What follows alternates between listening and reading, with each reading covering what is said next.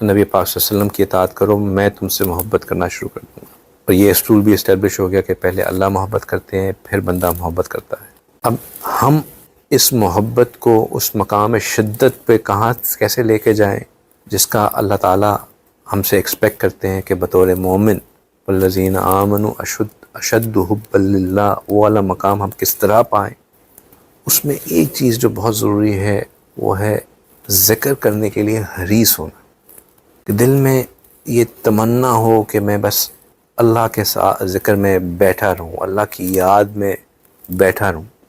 اس کے لیے حریص ہونا، ریڈی ہونا، مجھے کوئی موقع مل جائے جو میں بس اللہ کی یاد میں بیٹھ سکوں، جہاں وقت ملے جب وقت ملے اس کو اللہ کے ذکر میں بیٹھ جانا۔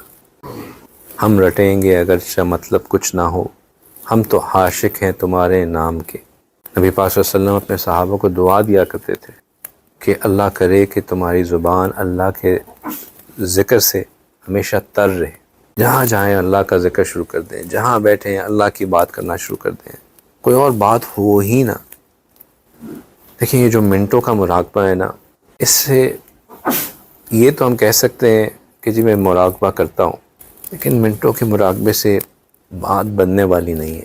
وہاں سے جی ہمیشہ ایک بڑی خوبصورت بات سمجھاتے ہیں کہ ایک بچہ جو KG میں جاتا ہے، پری اسکول جاتا ہے، اس کے پری اسکول کے جو آورز ہیں نا، وہ بھی اگر پر ویک دیکھے جائیں تو وہ کہتے ہیں کہ کم از کم روز 4 گھنٹے تو یہ بچہ پری اسکول آئے، 4 × 5 20 گھنٹے وہ اس سے اسکول کرواتے ہیں، پھر اس کو کہتے ہیں کہ ہاں جی اب اس نے کچھ سیکھ لیا۔ یہ پری اسکول کا بچہ ہے، اور ہم کہتے ہیں کہ روز ہم 5 منٹ کا مراقبہ کر لیں، 10 منٹ کا مراقبہ کر لیں، اس سے کچھ بات بن جائے گی۔ اس سے بات نہیں بنے گی۔ اگر ایک پری اسکول کے بچے کو 4 گھنٹے کم از کم پڑھنا پڑتا ہے صرف ABC سیکھنے کے لیے، تو اللہ کی محبت کو پانے کے لیے کچھ تو ٹائم دینا پڑے گا۔ اور یہ ذکر دروازہ ہے محبت پانے کا۔